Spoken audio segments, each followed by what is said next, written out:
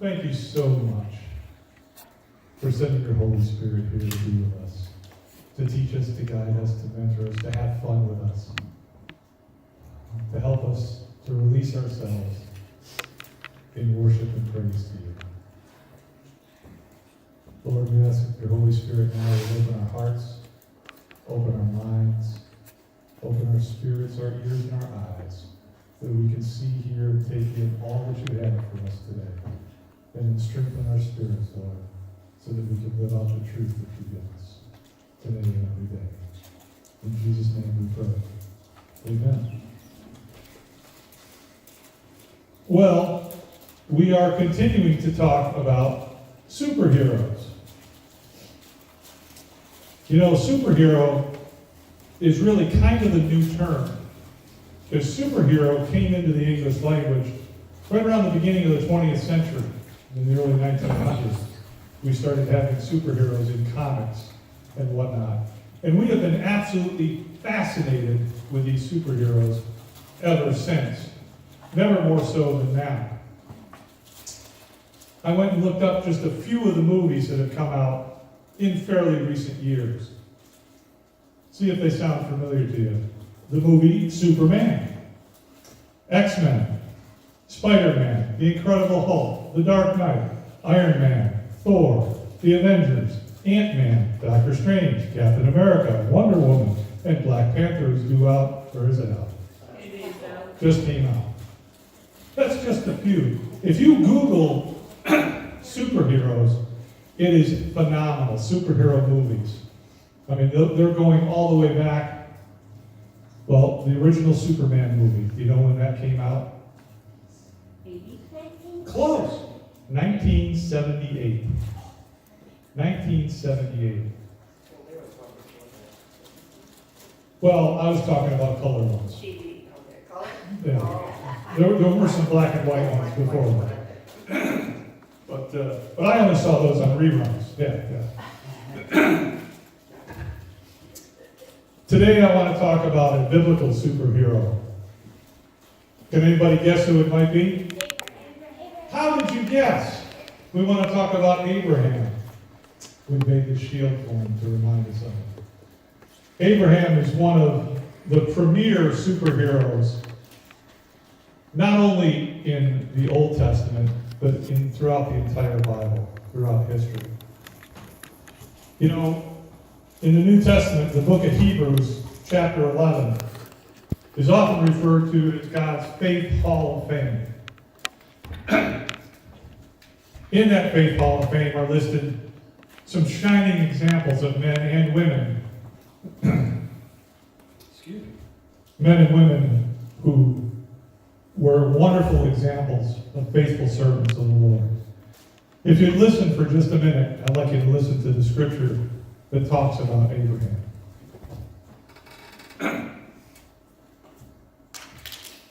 Hebrews chapter 11, verses 8 through 12 and 17 through 19. By faith, Abraham obeyed when he was called to go out to a place that he was to receive as an inheritance. And he went out, not knowing where he was going. By faith, he went to live in the land of promise, as in a foreign land, living in tents with Isaac and Jacob, heirs with him of the same promise. For he was looking forward to the city that has foundations, whose designer and builder is God. By faith, Sarah herself received power to conceive, even when she was past the age, since she considered him faithful who had promised. Therefore, from one man, and him as good as dead, were born descendants, as many as the stars of heaven, and as many as the innumerable grains of sand of seashore.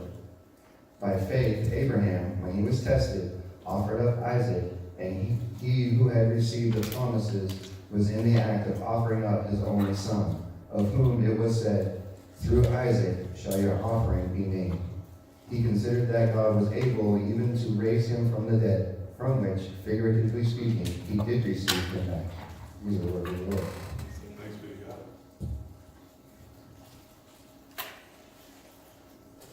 In God's Hall of Fame, that's quite a plaque that will be mounted under the bust of Abraham. Abraham really can be considered one of the earliest superheroes of the Bible. one of the earliest shining examples. You see, because he dominates over 1/4 of the book of Genesis, the book of beginnings. Chapters 12 through 25 are all the story of Abraham.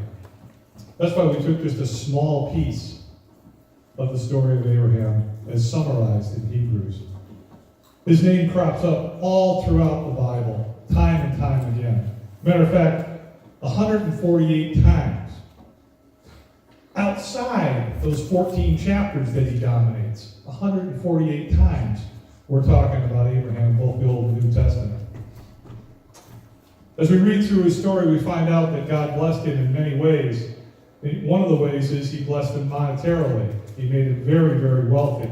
So wealthy, in fact, that at one point he was able to raise his own private army and defeat the combined forces of 4 kings as he went to go rescue his nephew Lot. Listen to this story.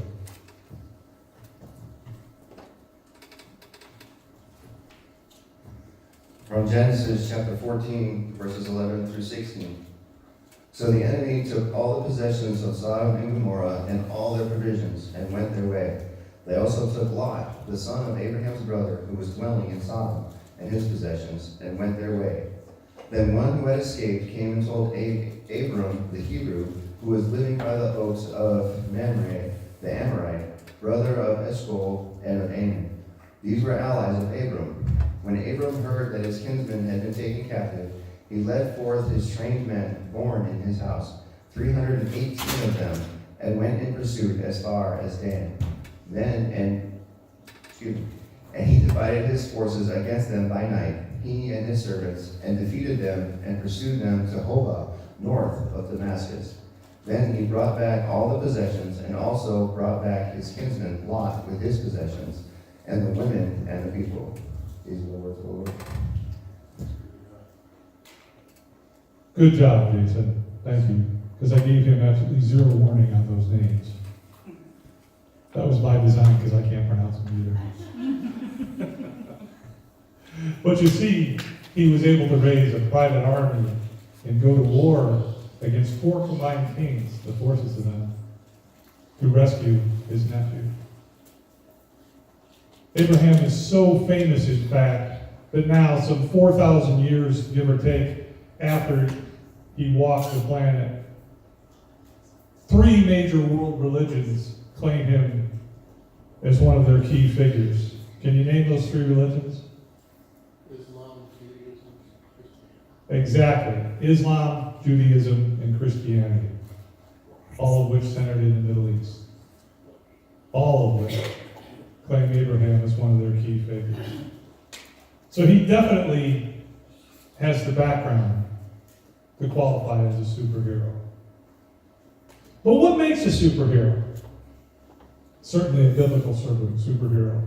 Well, believe it or not, if you go to Wikipedia, that fountain of all knowledge and everything, and put in their superhero or what is a superhero, they'll come up with a list of qualities that a superhero should have. And I think it's interesting, some of the ones they come up with, they've got a pretty long list. But how this applies to Abraham. One of the first things they say, they have extraordinary powers or abilities. Well, Abraham certainly does, because he demonstrated faith in God's promises.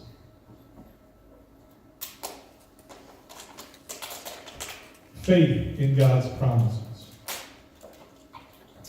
God promised Abraham that he would be the father of many nations. And Abraham went into old age.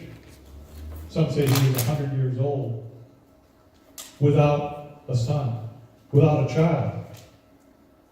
His wife, who was a little bit younger than him, was well past childbearing years. And God said, I'm going to make you the father of many nations. And he meant it physically. And Abraham, although not perfect, had faith in God and his promises. So that's his extraordinary power. One of them, faith. One of the other qualities of a superhero is a strong moral code. Abraham definitely had a strong moral code, as exemplified by his obedience to God. When God first called Abraham, He called to him and said, "Come away from the land you're living with, Ur of the Chaldees, and come away to a place I will show you."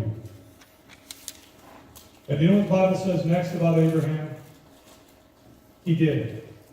He packed up all his belongings and took off after God. He didn't know the route. He didn't have GPS. He didn't have a map. And he certainly didn't know the destination. But he knew the guide. The guide was God. So Abraham obediently followed God as his sole guide on a journey to where he didn't know. He trusted that God would lead him to that place that he said he would, to that place of promise. So that's Abraham's second superpower, a superpower of trust. Wikipedia also tells us that another quality of a superhero is a motivation to do something. Abraham definitely had a motivation to follow after God and to obey all of God's commands. Now, Abraham wasn't perfect because the Bible will clearly state his failures and his shortcomings. But Abraham always repented of them and went back on the path of obedience to God. God said, "Come away to a place I'll show you." Abraham took off and started going. God moved his spirit and said, "Go rescue your nephew." Abraham raised an army that defeated 4 kings and was obedient to that. God told him where to go when he was wandering around the area we call Palestine. Abraham was obedient and went everywhere he was told. So Abraham's superpowers include faith in God's promises, trust in God's guidance, and obedience to God's commands. Some of the other qualities of a superhero that kind of stuck out to me were independent wealth. Well, we talked about Abraham being independently very wealthy. And also a backstory that explains how the character attained their special powers or abilities. Well, we don't have time for it here today, but I did tell you there's 14 chapters of backstory in Genesis, starting at chapter 12 and going to chapter 25.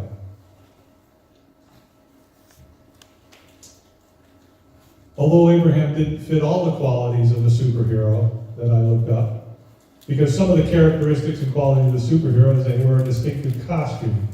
So I don't find it anywhere. I did go looking through the Bible. I couldn't find it anywhere where Abraham was in tights.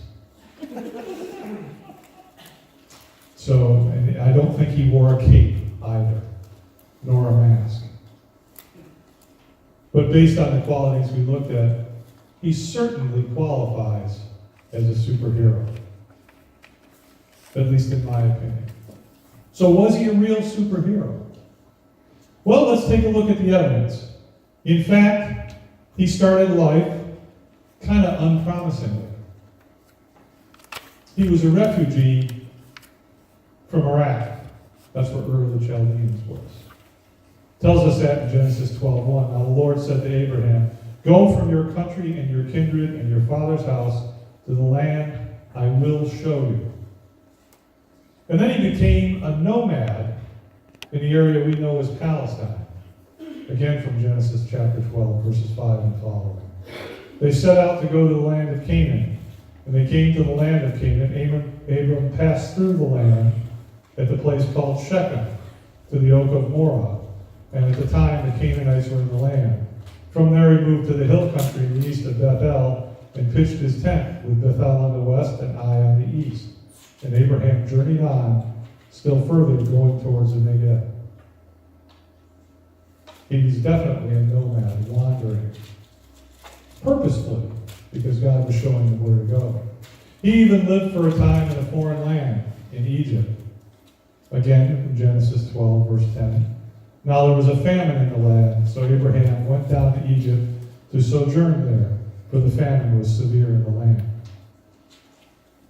That's our superhero, a refugee from Iraq, a nomad in Palestine, and a foreigner in Egypt. Now that sounds, to my ears anyways, not that unfamiliar. Because I watch the news. I look at the internet. I occasionally read a newspaper. There's a lot of refugees from Iraq wandering around. And they're bouncing around from country to country in the Middle East. Jordan, Syria, Israel, the West Bank, Palestine, the Gaza Strip. These places sound familiar to us? Actually, over into Egypt as well. So the path that Abraham walked, now some 4,000 odd years later, many people are doing it. Although for a slightly different reason. Abraham, when he did it, wasn't necessarily fleeing any violence or persecution. He was following the sense of God's calling and God's leading. Or he was avoiding famine and going where he was supposed to. But the Bible, if nothing else, is always, always ruthlessly honest. The Lord doesn't sugarcoat anything. So Abraham, while he is this great heroic figure, this founder of our faith, this rock upon which they started to build the Jewish religion, was not perfect. See, the Bible tells us about his shortcomings as well as his successes. Not once, but twice, he pretended that his wife was his sister because he feared for his life when he was in Egypt. The first time they went into Egypt, he told his wife Sarah, "Now come here and listen to me. You're a really good-looking babe. And that Pharaoh there, he's going to want to add you to the harem. And if he finds out I'm your husband, I'm going to get axed. So, come on, sis. Let's go." That's our superhero. Willing to kind of sell out his wife to save his life. In so doing that, he caused himself a tremendous amount of trouble.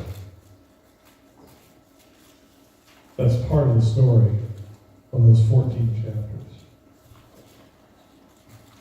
Later on, when Abraham was much older, wiser, and we would think more experienced, God promised him a son. Then Abraham said, "All right, I believe you." Then time went on, and more time went on, and more time went on. And finally, his wife got impatient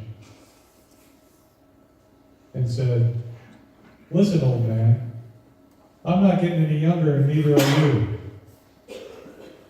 God said he's going to give us a son. Maybe we need to give God a hand. Why don't you go sleep with my handmaid?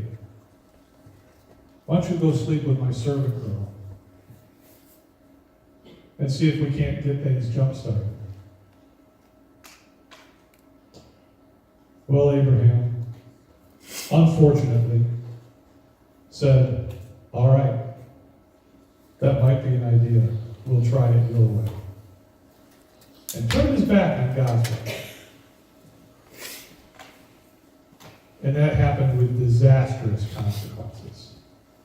Because in fact, he and the handmaiden did conceive a son, Ishmael, the father of all the Arabic people. And when he repented of that and went back to trusting God and went with God's way, he was given his son, Isaac, through which all of the Jewish people traced their lineage. Isaac and Ishmael, half-brothers, at odds with each other virtually from birth. Arabs and the Jews, 4,000 years later. Not a whole lot of brotherly love there. How many wars have there been between the Arabs and the Jews? I can't count. In my lifetime, I've witnessed at least 2 handfuls. And they still go on. The animosity remains. So no, Abraham, although a superhero, was not perfect by any stretch of the imagination. You know, superheroes never are perfect. Even our superheroes in modern contemporary culture are not perfect. They all have flaws. They all get angry. They all use their powers selfishly at one time or another.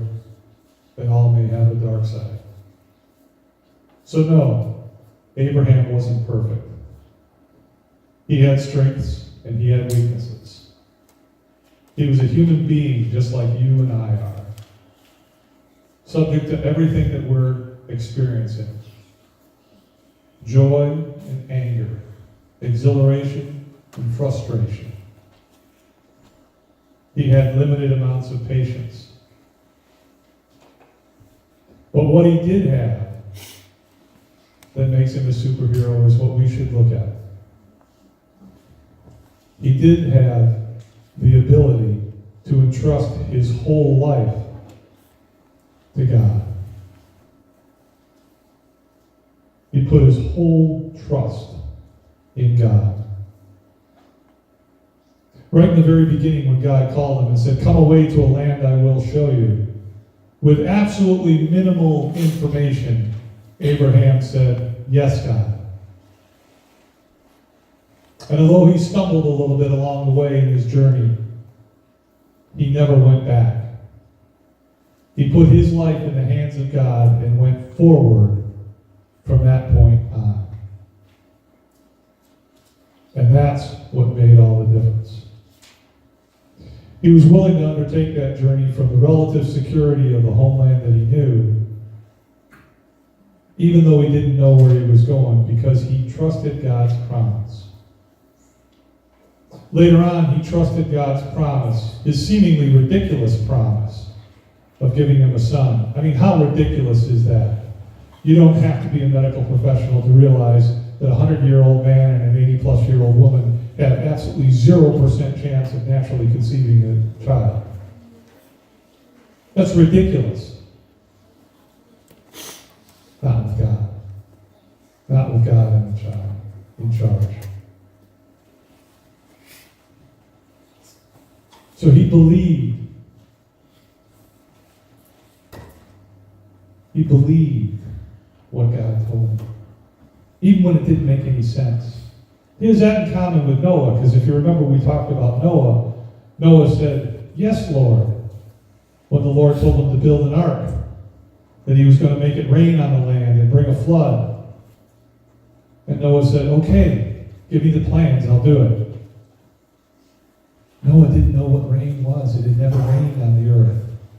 It had never flooded. And he was living in the middle of a desert. I'm sure he never saw a boat. What purpose would there be for a boat? But he believed God and obeyed. Abraham believed God and obeyed. When he believed God for the promise of a child, through that one child, he became, as it tells us in Romans, the father of many nations. And also in Romans, the father of all who believe and trust in God. Yes, Abraham was a superhero. And his superpowers were obedience, faith, and trust. The same superpowers that the Holy Spirit promises to every believer. A supernatural dose of faith. A supernatural dose of trust. And if we will but obey, a supernatural dose of obedience. You see, we talk about these superheroes, but we have to remember they're ordinary people that have the ability to do extraordinary things because of their faith and trust in God and their willingness to be obedient to whatever God says, no matter how ridiculous it sounds to us. So today's challenge, and every day's challenge actually, is are we ready to be like Abraham? To do whatever God asks. No matter how nonsensical, no matter how difficult, no matter how ridiculous, no matter how much we don't want to. Are we ready to do what God asks us? Are we ready to seek Him for a promise? And then are we ready to hold on to that promise until God sees fit to fulfill it? Not until our patience runs out. Even if it takes many years. You see, we too have the ability to be superheroes. In the eyes of our children, our grandchildren, our friends, our neighbors, we have that ability. And to God's superheroes, there is a reward. And there's a reward that every one of the superheroes in the Bible that we're going to talk about, and every one that made it into the Bible's Faith Hall of Fame in Hebrews chapter 11, they all received that same reward. On that day when they died and were ushered into the very presence of the Lord, they received their reward. Do you know what it was? It was the Lord standing there, looking them in the eye and saying, "Well done, good and faithful servant." That's the superhero's reward.